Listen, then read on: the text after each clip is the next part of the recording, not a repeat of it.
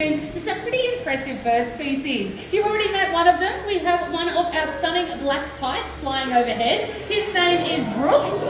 Here he comes now. We're going to try and get him a little bit closer to you all, as well as demonstrating a pretty impressive feeding technique of this species. The black kite has a feeding technique that only they can do anywhere in the world. It's called feeding on the wing. So most animals need to land to consume their food, but not the black kite. What I'm going to do is throw up some little bits of food for Brooke. He's hopefully going to catch that food in his talons. But I want you to keep watching. See if you can pick the moment when he not only catches it, but also passes it up to his beak while still on the wing. Feeding on the wing, like I said, is a behaviour that only the black kite can do, so they are pretty good at it.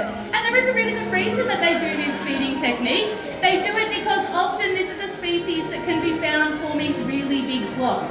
They can be seen in flocks of hundreds, maybe even up to 1,000 birds, around things like grasshopper plagues and also cane cutting season. But they do have a couple of other names. They are also called the fork-tailed kite. There he goes, great demonstration there, good job buddy. So they're also called the fork-tailed kite. So also take note of that fork-shaped tail. He's getting hassled by a peewee or a magpie lark out there. Come on under the shaped tail again buddy. There we go. So look at that tail, it's shaped a bit like a fork, and that is another name for them, but they're also known as the firehawk by the First Nations people of the Northern Territory. And that's because this species is able to help control and spread bushfires. They will pick up burning sticks in their beaks and talons, they'll fly in front of a fire, they'll drop that stick, they'll then extend the fire front, and then they'll hunt around smoke and flames that they themselves have helped to create. But they will occasionally try to steal food off us humans as well. It's not unusual for black kites to congregate around things like barbecue areas. And occasionally, they'll even steal the sausages off your hot plate. Doesn't get much more Aussie than that. Ladies and gentlemen, that was Brooke, our black kite. Give it up for him. He's done a great job this morning. Or this afternoon, I should say.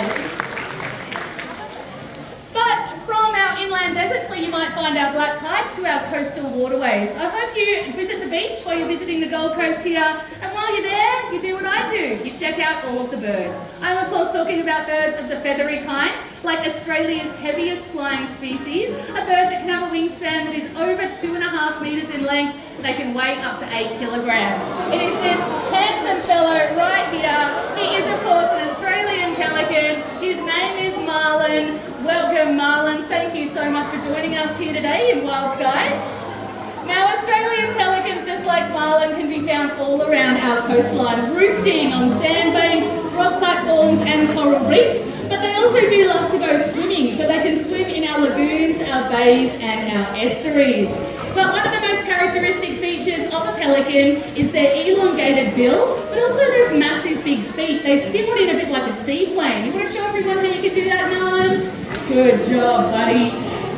So what they will do is use their bill as a fishing net. And it is pretty massive, but it's got a few features. So let's point them out to everyone. Jump up here so we can get a closer look.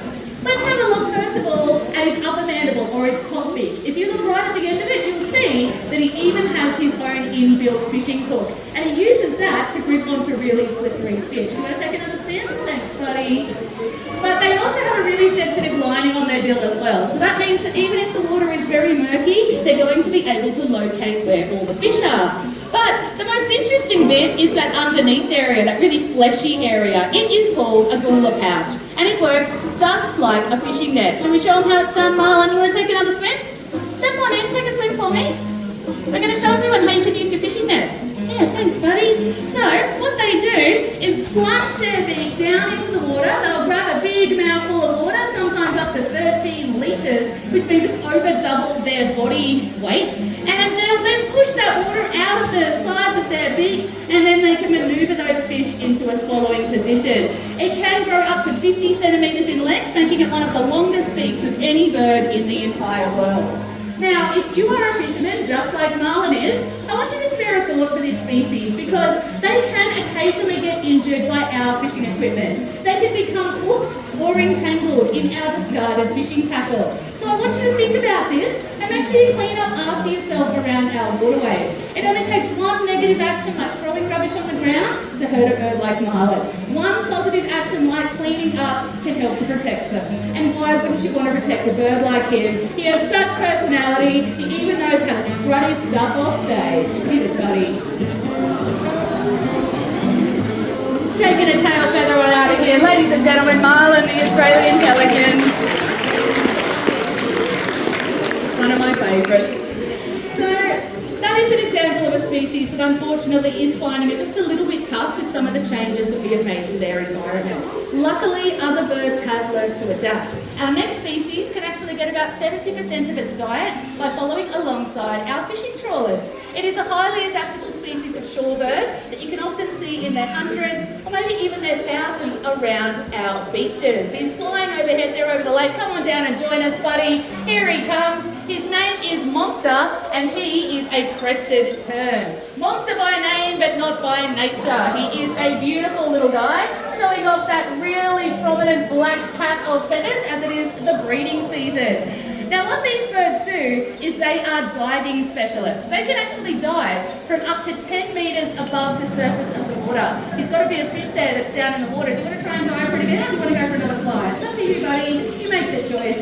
So what they do is they hang around and they can dive. Oh, okay, let's go for another fly. Good job. From up to 10 metres above the surface of the water, reaching depths of about a metre below. Let's try that again. Go, buddy, go. Dive for it. Nice job. Now, you will often find them around the waves, but occasionally they'll head further out to sea. They can sometimes be seen up to 10 k's offshore, searching for things like anchovies and sardines. Now, they'll do that during the breeding season when they need the high-fat fish, but occasionally they will also turn up in some pretty strange places. Crested terns have even been seen in the central deserts here in Australia. You might be wondering what a little water bird is doing in the desert. They don't need to go there, but sometimes with high winds, they're such a little bird, they can get blown off course so much that they end up in the desert. Sorry, wait a minute, Monster's trying to tell me something. What's that, buddy? You want me to let them know? Okay, I'll let them know. Monster is pretty much like our barometer here at Corona Sanctuary. He says he thinks a storm is coming. He doesn't want to get blown away to Central Australia. So I'm going to get him home safe and we'll move on to our next bird. Ladies and gentlemen, that was Monster. Come on, buddy. I got your back. Let's go. There we go. It's okay. It's safe, buddy. That's it. Come on. You can do it. Talk about a show-stopping bird, folks. From the heat of the day all the way to the setting of the sun. Many animals, just like Marlin and Monster, they will go and they will rest. While others, well, my friends, there are others out there that bring the night time to life. I am, of course, talking about our nocturnal species. Animals who thrive under the cloak of darkness. You may not be aware of it, but your own garden could be housing a surprising number of nocturnal species who all come alive at night. Maybe it's some droppings in the lawn, by the bin in your back garden, left behind by a Wedge-Tailed possum, just like Rubik's, making it appearance at the back of the stage. Maybe it's a flash of colour in the tree canopies, or maybe it is the blood-curdling scream of a bushstone curlew, just like Sprout. But Sprout here is a beautiful individual that we are so lucky to be able to showcase here at Currumbin Wildlife Sanctuary. Little Sprout is sporting those very fashionable colours of brown, as is Rubik, our brush-tailed possum. These beautiful colorations, they help them, I should say, to camouflage. And if Sprout does see a predator in the night, what she is going to do is stand perfectly still. She is going to hide herself from any potential threats. Now, animals just like Sprout here, they can be seen pretty much everywhere. We are so lucky to have them here on the Gold Coast. And one thing that I'm really proud of is when they will call my garden a home. There are so many different ways that we can make our garden wildlife friendly. And for animals like Sprout, one of the biggest things that we can ask you to do is to put up it's so much put up a nest box. She doesn't want a nest box, that's for our possum. One thing that we want you guys to do for our curlew is actually keeping your pets inside at night. By keeping our cats and dogs inside at night, we are protecting so many of nocturnal species. You may not be aware of this, folks, but 70% of our wildlife here in Australia is in fact nocturnal. And that is one small thing that we can do every single day to help out beautiful individuals, just like this one here. Now, it is believed that she is a strictly ground-dwelling bird, but she actually can be seen flying or travelling up to 40 kilometres a day. Showcasing some really cool abilities. Folks, put your hands together for Sprout, our beautiful Australian Pelican. She is one of our newer additions to the WildSkies bird show. But my friends, out of all the incredible individuals who do call Australia home, there are few more captivating to us as humans than that of an owl. Here in Australia, we have 11 different species of owl. And I'm going to introduce you to one very, very soon. What I'm going to ask you to do is have a little listen. Have a little listen to this two-tone whoop whoop call. This next individual flying over your head. She is a barking owl, and as she travels over your head, you will see why. That beautiful two-tone whoop whoop call that does indeed sound exactly like a small dog barking. Now this call is incredibly important. They will use it to communicate with their mates up to 6 kilometres away. But if they can't hear each other, this species also has incredible eyesight as well. So they'll use that eyesight to locate not only their partner, their breeding partner, but also their prey. And when it comes to the prey of a barking owl, pretty much anything could be on the menu. They might catch little things like small insects or rats and mice, maybe something a little bit bigger like a sugar glider or a squirrel glider or a cheeky kiwi like this one flying overhead. But they can even go bigger than that. Maybe something like a brush-tailed eagle or even a colourful too. Because it is the way that they take down their prey that is truly impressive. You see, what they do is they will actually decapitate their victims. They will rip off the skulls, so the eyeballs out like little strings of spaghetti, and then they will eat the best, most nutritious part, the brains. That's right, the brains. In fact, if they don't eat the entire thing in one go, they can then just fly around carrying that skull. It's like their own little brainy lunchbox. Yummy! I think we're losing them, Lauren. I think so too. Maybe we should talk about some of the cute facts. I agree. Alright, like I said, she does have those really big eyes, and I want you to have a good look at them because the eyes on this species are really different to ours. Yeah, they're huge and they've got this beautiful yellow colour, and the yellow coloration in her eyes tells us what time of day she likes to hunt. This is not a strictly nocturnal species. In fact, she will do most of her hunting in the early morning and late afternoon. So not strictly nocturnal, which is a really cool adaptation that we get to showcase. Now another thing that they have is the ability to rotate their neck a lot further than we can. Now Peewee here is really not happy with the predator in the space today, so I'll just be Tui's bodyguard here. So they have twice as many bones in their neck as a human or as a giraffe. We have 7, giraffes have 7, they have 14. Yeah, pretty impressive here for our beautiful barking owl. Now, of course, because she does hunt at lots of different hours of the day, she's obviously going to need some amazing camouflage, just like our beautiful bushbone curly who you met earlier, folks. She's got those beautiful white striations down her chest. If you look up at her, she's going to blend in really beautiful with the coloration, with the sun or the moonlight shining through the trees. She's also got that beautiful brown block colour on her back, meaning she's going to blend in really well with the coloration of the body. Folks, all of these adaptations make her to be one very beautiful hunter of the night. Can you all put your hands together for Bailey, our Julie, our beautiful barking owl? Now here in Australia, we really are one of the most important nations on Earth when it does come to biodiversity. In fact, Australia has more unique species than any other well-developed nation. But with early European settlement, unfortunately, there was a determination to cultivate the land. That led to some immense battles, and some of those were between farmers and Australia's native wildlife. Now we have to remember that the presence of apex predators is vitally important. They are some of the animals that will regulate and keep the ecosystem flowing. Of course, apex predators are those species that sit right at the top of the food chain. But of course, Australia is just a little bit different. We don't have lions, we don't have tigers, and we don't have bears. But what rules the skies here in Australia is one of the most impressive birds of prey you will see anywhere, the Wedge-Tailed Eagle. This Wedge-Tailed Eagle's name is Jesse, and he's going to give you the opportunity to have a look at some of those features that make this bird so impressive up close Wedge-tailed eagles are amazing hunters. They have eyesight that we almost cannot comprehend. Their sight is so good that it is said that if they could read the fine print of a newspaper, they would be able to see it from 3 kilometres away. They have a flexible bone around their eye that squeezes it, making it work a little bit like a telephoto lens. So they can fly up to 6 kilometres up into the sky and they can locate a mouse in the middle of a field.